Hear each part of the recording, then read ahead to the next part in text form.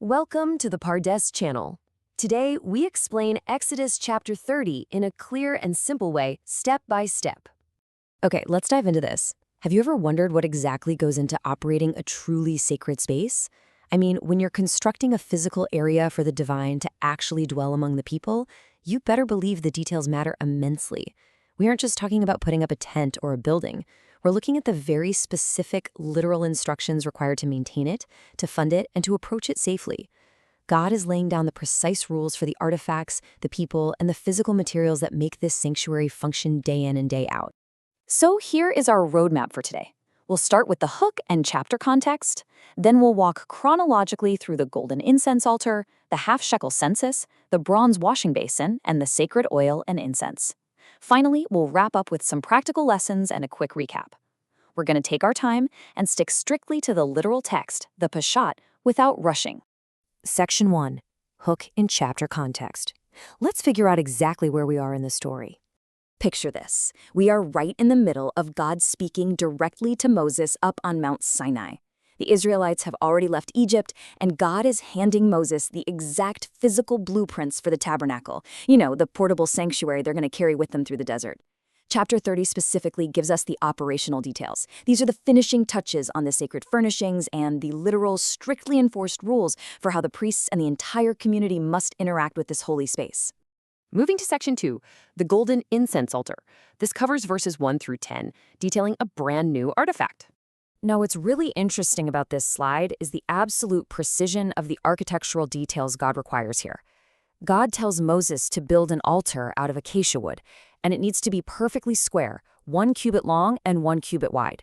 To put that into perspective, a cubit is roughly 1.5 feet, or about 45 centimeters.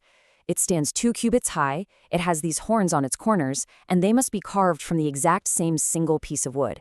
Then the whole thing, the top, the sides, the horns, is overlaid with pure gold, complete with a gold molding all the way around it. And since this is a mobile traveling sanctuary, it requires 2 gold rings placed right below the molding on opposite sides. These rings hold carrying poles, which are also made of acacia wood and overlaid with gold, so the priests can physically carry it.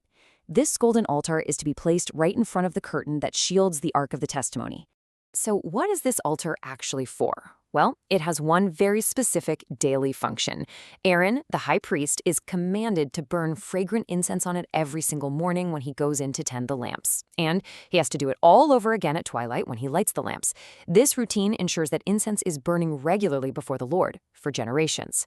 Now, the text is also incredibly strict about what is not allowed here. God explicitly commands, do not offer on this altar any other incense or any burnt offering or grain offering, and do not pour a drink offering on it. Absolutely no standard offerings. This piece of furniture is exclusively for the sacred, continuous burning of incense. However, there's exactly one exception to this daily incense routine, and it happens only once a year. The text states that once a year, Aaron shall make atonement on the horns of this golden altar.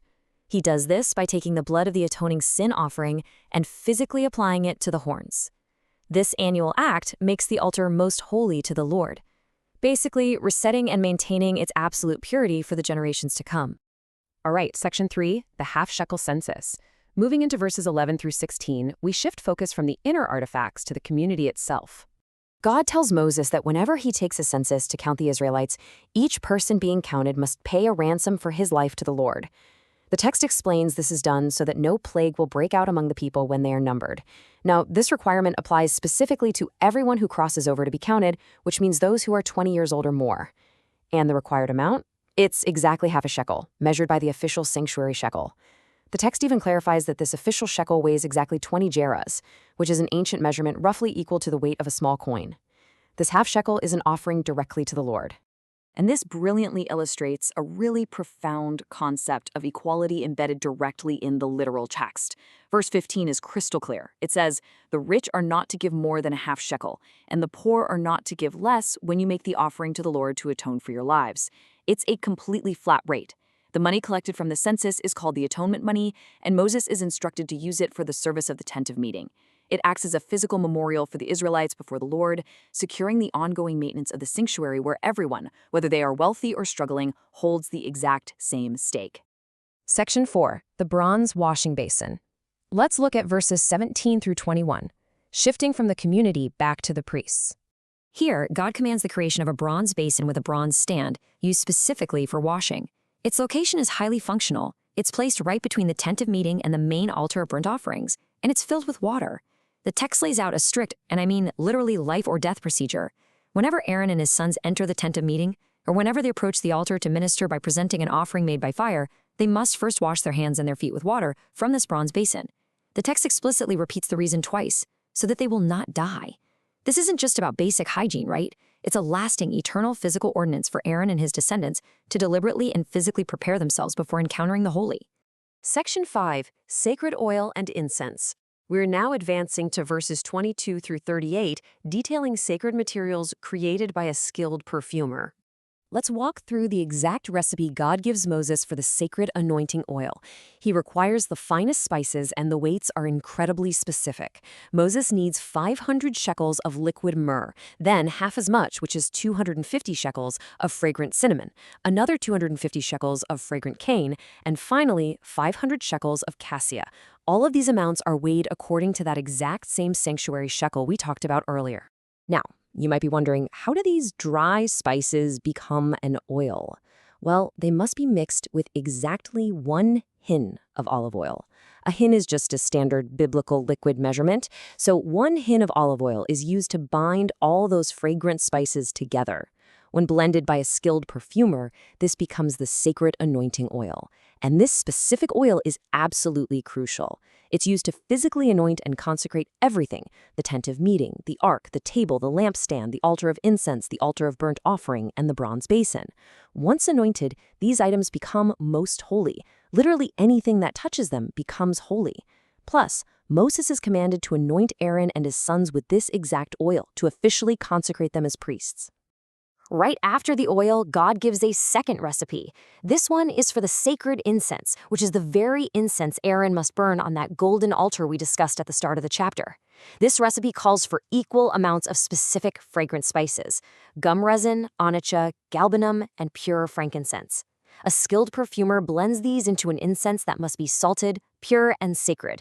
A portion of this is ground into a fine powder and placed right in front of the testimony inside the tent of meeting. But here's the catch, and it's a big one. The text concludes this section with incredibly severe warnings regarding both the holy oil and the incense. For the sacred oil, God says it must never be poured on ordinary men's bodies, and no one is allowed to copy the formula. For the incense, the people are strictly forbidden from making it for themselves just to enjoy its fragrance. The punishment for violating either of these rules is identical and absolute. Whoever makes these mixtures for personal use or puts the holy oil on an unauthorized person will be cut off from his people. Just completely removed from the community. No exceptions.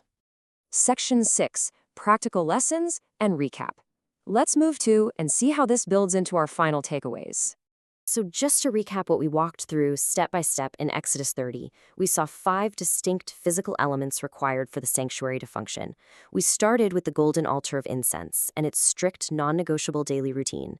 We looked at the Half-Shekel Census, required to protect and collectively fund the community.